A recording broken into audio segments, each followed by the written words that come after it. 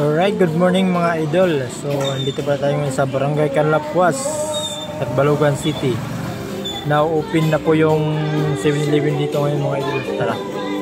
Tara at papasok tayo para ipakita sa inyo kung ano mga paninda dito. Ang mga bili. So, yun o, pagpili ngayon mga idol. Tara, pasok tayo mga idol. Pakita ko sa inyo sa loob. Yun, yung kanyang cashier. Dito maraming mga mabibili pag pumunta kayo dito. Ayan mga idol, dito yung cashier at yan may mga paninda. Tara na at punta na kayo dito mga idol. Marami ito, may mga Red Horse, mga inumin. Yan, may mga cup noodles at dito mayroon mga grocery din mga idol.